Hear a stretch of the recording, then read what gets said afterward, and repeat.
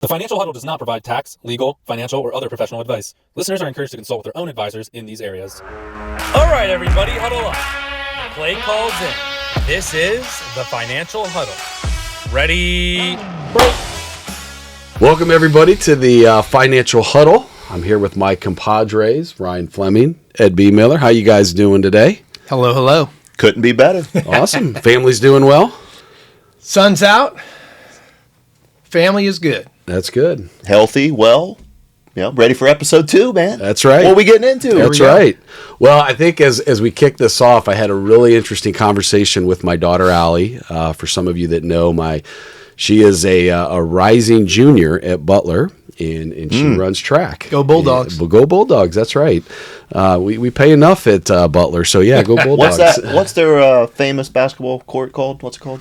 Hinkle Fieldhouse. Yeah, that's Jimmy Cheatwood, right? Jimmy Cheatwood, man. They filmed that scene. Hoosiers, baby. They filmed that scene there. Classic. Yeah. Very classic. That should be on every sports enthusiast. I don't care if you're, baseball, soccer, football, but that Hinkle, one trip to Hinkle Fieldhouse Magical. is kind of special. You remember what he said? I'll make it. There you go. And he made it. And he made it. That's right. Right.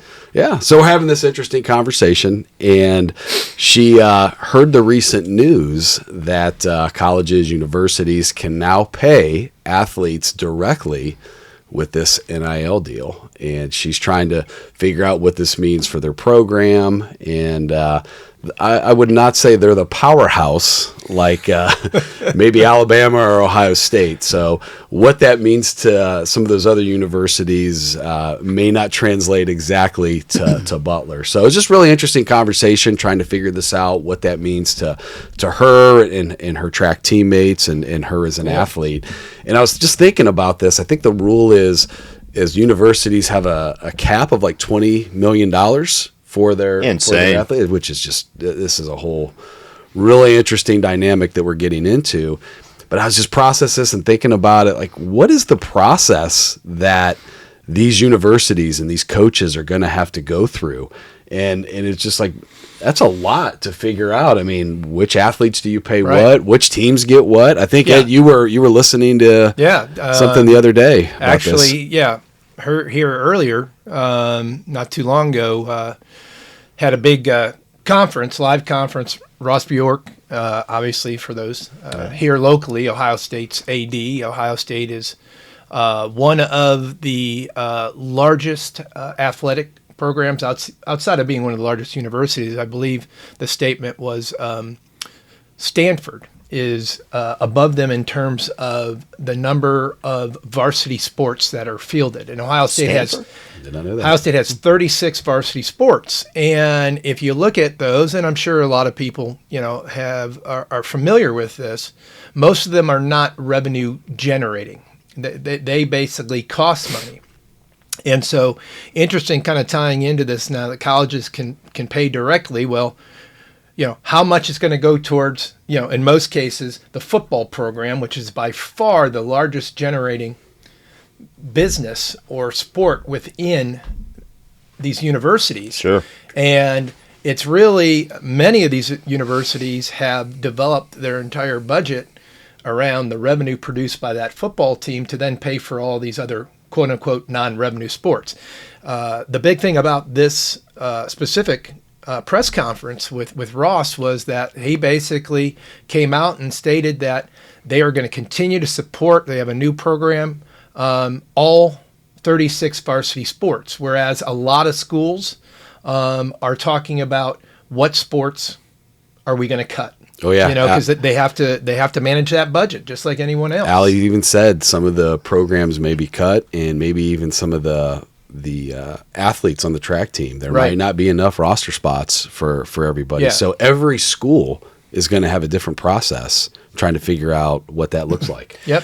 Yeah, and you guys are talking about process, and I know we're going to talk about that today, and some of the things that we do and think that are important in our process and at Keystone, our business. But I've had the fortune of coaching a lot of travel ball teams. You guys know my oldest son plays college baseball. Your son plays college football. Your son was a very good football player in his own right, coming up through the ranks. And right now I coach my 13-year-old son. And whether it be like teenagers, athletes, adults, it doesn't really matter. I think so many people in life, what they do is they forget about the process, or they don't want to commit or fall in love with the process, and their mind is always towards the outcome. Whether it be, how much money am I going to have in my retirement account? Am I going to be okay? Is it, am I going to get first team all state? Whatever it may be. A lot of human beings in life, they focus on the outcomes of things. And I think that can lead to a moving target. I think it leads to disappointment. And at the end of the day, if you want to be great at anything, there's no secret to success, as we know, right? You have to fall in love with the process, the day-to-day grind. You hear stories about Kobe Bryant all the time, and just how he was just an assassin with the process, and that correlates into what we do as financial professionals. For the listeners out there, we've worked really, really hard on our process in many different areas. We're learning more about that. But one of the things that we committed to not that long ago, guys, was the process of studying to become a certified financial fiduciary. Yeah.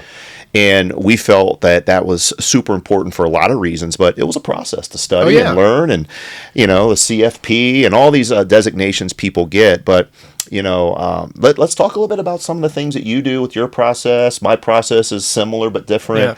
Yeah. Ed's is similar but different. But let's get into that. Yeah, I think the process is so important. It's amazing to me, and I know you guys have very similar stories where you'll meet with somebody and they'll show you their statements. They'll show you, this is what I have saved up, and I was working with this person, and they put me in this particular strategy, whatever that strategy is. And you're like, well, tell me a little bit about that. Why? And what do you hear a lot of times? I'm not really sure. I'm not sure. Just this person that I'm working with just said that this was a good strategy. And what you find out is there was no rationale. There was no process that person was taken through to solidify or validate why they were in that particular situation. Yeah, a lot of times they don't know why they were put into that account. That's right. And then they meet with someone and they get asked the why, and they're like, I have no idea. Yeah. I met with someone, they told me to do it, so I did it. Good return, right? Yeah. Oh, great return. Great They're return. always great return. You never speak 36% every year, right? You never speak to a financial professional that sits there and doesn't say, "Oh yeah, we 20% plus every year." I mean, that's something we all know that. We hear that all the time. But you get a lot of people that say, "Well, I hate this. I don't really care. They were introduced to me by my brother, and they just did what they did." And I get that to a point, but at some point in time, it's your money that you worked hard for. But you got the why. Why did they do that? They may not care about the process, but what do they care about? They care about retiring someone, having financial independence. Yeah. The opportunity or the choice for when to stop working. Ultimately, that's why, people save to have a certain lifestyle, to have a certain freedom and independence. And, just by putting money in, if there's no process that's being followed, you're just kind of hoping it turns out well, right? I mean. Yeah. And that's what I'm saying. Like you hear commercials like Voya, what's my number? What's your number? And again, they're focusing on the outcome. They're focusing on the outcome. I just had somebody a couple weeks ago come in and say, if I had $3 million, is that enough? Can I retire? Yeah. That's just such a relative statement. I mean, what do you mean? Yeah, you don't know because, all right, well, what lifestyle do you want? Well, Right. I'm going to need $400,000 a year because I'm going to live a lavish lifestyle. Well, then $3 million is probably not going to do make it. Yeah. Or another financial professional out there, someone we hear the commercials all the time is, hey, I don't work with anyone, unless they have $500,000. Maybe that number's gone up now, with inflation and everything else. But, at the end of the day, looking at that and saying, all right, well, $500,000 isn't enough, from that standpoint. But once again, the process needs to be customized to each individual and what their objectives are, and understanding that and putting them into the right process is very important. Yeah. Then the other side of that is there's some people that are listening that haven't had any process, but they're just starting. I mean, maybe they met us or they met somebody else, and they're just now going through a process of automatic withdrawals from their bank account to like a Roth or something of that nature. Or, like for example, my kids. I have a daughter who's graduating, getting ready to go to college, and she's just at the beginning process of her entire life of learning that she can't spend everything that what she makes, and to automate, put out X, Y, and Z per month, and so. Whether or not you're just starting the process because you're young or you're older and you've put it off and you're getting some good coaching and you're just starting the process, like the process is a grind. It's not fun. It's not easy. It's tumultuous. It takes time. And a lot of times people quit when things get hard. And so we want to coach our clients through that to say, not only do we have a process, but we want to make sure you understand the why behind the process. And then we're going to hold you accountable. Yeah, and sometimes the process can be boring. It can be tedious, repetitive. But that's where the genius is. But that's what makes it successful. Yep. That's right. And so I know when I'm meeting with somebody, there's a process that I have to take them through in order to figure out, hey, what is going to be the right fit for you? I know, Ed, you have a process when you are working with somebody. What would you say is important to why do you have to take them through that process, and maybe talk a little bit about a couple aspects of that process. Yeah. And one thing, just to start this off, it's never too late to start a process. That's right. And so many times, and I know we all have this, we'll come in, a client will come in and maybe they're in their 50s or, they've gone through life, they had kids, had to get them through college, braces, everything growing up. They're like, I haven't really saved much, or I don't think, or at least enough for retirement, but, I don't know. And that happens more than you think it does. Oh, yeah. A lot of people that are out there are like, man, I'm so embarrassed because no one else has been in that situation. Correct. We see it all the time. And so the issue is, it's never too late to start the process because you still have that goal of, retiring or financial independence, whether it's at 65, 67, 70, whatever it is. Or if you just want to pull back and maybe change jobs into something that you've always wanted to do, you love to do. Well, having that financial independence, by following the appropriate process is very important. So the first thing, and I know we all do it, when we talk about processes, well, we have processes, but those processes are customized to each individual because each individual is coming from different circumstances, different income. How many kids do you have? Are you married? Are you single? What's the age difference between the spouses? What is your income objective? How much do you need, to retire at some point? And then you customize that process to that individual or to that family. And well, how do you do that? Well, first and foremost, the first thing you have to do in a first meeting is listen. Yeah. Right? We have questions that we ask as part of our process, but I hear from a lot of people feedback of, well, I just went in and they didn't really ask me a lot of questions and they just put me into this account and that account. So that is what we call and refer to, that's selling product. Yeah. We try not to sell product. We try to sell a solution that meets your objectives that you told us. So when we listen and understand what they're looking to accomplish, at the end of the day, we work in reality, right? So if someone says I'm saving $100 a month and they're 55 years old and their income gap or what they need is $50,000 a year, you have to be realistic with them. Said that's not going to do it. So either A, you're going to need to modify your objectives, or B, we're going to have to save more money, or we're going to have to change the process. But once again, having a process leads to, Ryan, which you brought up, an outcome. Yeah, and I think the one thing that you're really good at, Ed, and I've heard you talk to some of the people that you work with, you're really good at listening. You're really good at taking time to get to know that person and understand them. That's part of your process, is taking time to really ask appropriate questions. And you would think, of course, everybody should do that, but there's a lot of people in our industry that don't. The question is, what's your account balance? Yep. Right? Ryan, tell us a little bit about, I know you're really good at listening to people and making people feel comfortable. Tell us a little bit about your process of how you go about doing that. I remember a few years ago, I was attending a church service at our local church that we go to, and the pastor said a pretty profound comment that stuck with me. He said, what people care about most, they're going to figure it out. That's very true. What people care about most, they're going to figure it out. And relative to what we're talking about is we got to get to the heart of the matter, right? We got to get to really what is the emotion behind why people are sitting in front of us, right? I mean, until you get that facade broken down and you truly seek to understand the heart and the emotion of why people are sitting in front of you, it does become transactional. Yep. Right. It does become transactional. And so we do work hard for that. As far as my process, same thing as Ed, I really want to ask good probing questions that are honest, sincere questions, but I also don't want to just take the surface answer, because I do realize sometimes people are guarded. They don't know us immediately right up front. They're not 100% comfortable right away. So I think part of my process is actually being bold enough to dig a little bit deeper. So when you say that, what do you mean by that? Help me to understand. And I think because of that, then it just boldens more long-term trust.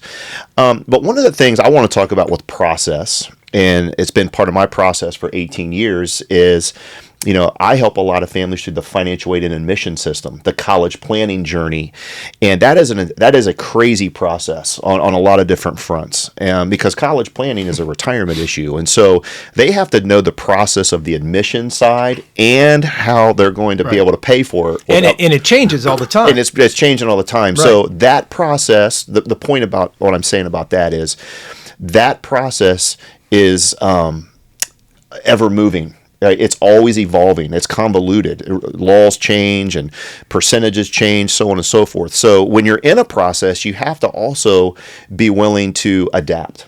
And that's us as advisors, but also as clients. Many people that are listening to us today, they may be in the process of accumulating wealth. They're climbing Mount Everest. They're saving into, 401ks, Roth IRAs, cash value life insurance, whatever it may be. They're in the process of trying to accumulate, and that's hard enough. But then they got to switch their process, and they got to figure out how to decumulate. They got to go into distribution, and that's a whole different process. And so that's why the value of a good, trusted advisor to be a thought partner with these people, to coach them through the process at various different stages, is very important to us, and why our listeners right here, we would feel are getting good value from us, right? Yeah, for sure. One of the things that when I teach some of my classes, I say your plan is going to be different depending on what you want. So, for example, if your plan is to leave $1 million to your 3 kids, that plan is going to look different than if you want your last check to bounce. Those are 2 different plans. Yeah. There's different tax ramifications. There's different spending plans, how to take those distributions. One of the processes that I try to implement is we're going to put together a financial plan first before we even talk about the movement or the implementation of any strategies. And I feel like that process works because then the people that I work with understand the why behind what they're doing. Yeah, and so there's this idea of the process of data gathering and education, but there's also the process of nurturing the relationship. So what are some things that we do in our company that we do to nurture relationships? So one of the things we do is client appreciation events. Yep. We've done a few of those over the time, and they've been great. But there's a process to that, right? And so and one thing, I'm part of a networking group, and the motto is people do business with others that they know, like, and trust. Mm-hmm. Okay, mm-hmm. So part of that is relationship building, especially one thing people can be very, very, very cautious when they talk about their finances. They talk about their assets, and they're not open, and they don't disclose things. We've got some black tar on our industry. Well, right. In some areas. And so from that standpoint, it's not just a matter of, hey, I'm going to call you once a year. It's having these touching points, and part of why we're doing this podcast. And we talk about processes, right? Well, let's go back to the whole process of how we got here to start this, right? We've been talking about it for a couple years, but it's important to follow that process. But within my networking group, we get up and say like a little 60-second kind of commercial of who we are and what we do and kind of what we're looking for. And one thing I always talk about is I've asked the other people, do you have, a financial planner that you work with? Do you have a financial professional? Or are you working with anyone or doing it all yourself? And a lot of times, even with clients, the response I get is, I don't really have a process. I'm just doing, my company has a 401k. I'm putting money into there and just hoping it'll be enough, And conversely, for people that feel like they have a very, very tight process, that a lot of engineers have a good self-directed process. I always just say, man, if you feel so great about your process, then you probably wouldn't mind having another set of eyeballs to double check your work to make sure that process is as efficient as you can, right? Yeah. So there's that side of it. I always joke, I always say, when you come in, if you're an engineer, you're going to give me your spreadsheet when you come into the office. Absolutely. Absolutely. Yeah. To quote the great Nelson Nash, though, there's some people you can't teach. So at the end of the day, we'd like to work with every single person out there because we feel every single person out there needs assistance. A lot of people just have no third party that they're going to help guide them to put that process together. Now, some of the folks we work with think they know everything, which in that case, sometimes you just have to say, okay, if you got your own process and you think it's better than anything else, then all right. Yep. Not much you can do with that. No. Yep. Anything else, Ryan, that you would say, like from a process, why it's so important and what you have seen over your career that has helped your clients and the people that you work with? Consistent effort will always play out farther and longer and deeper than just fly-by-night concepts, chasing the wind, if you will.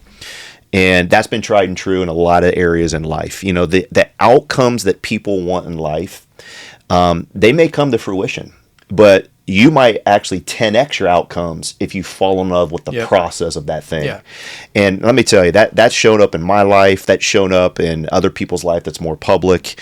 The real genius, the real mastery, the real winning in life is not in the shiny trophy or how big your bank account is. It's in the day-to-day grind, the heart and soul of the process. And the reality is that not a lot of people are willing to pay that price. Oh yeah. Right. And we take that in as athletes and ex-athletes and things like that. I think that gives us a little bit of a leg up because we've lived that.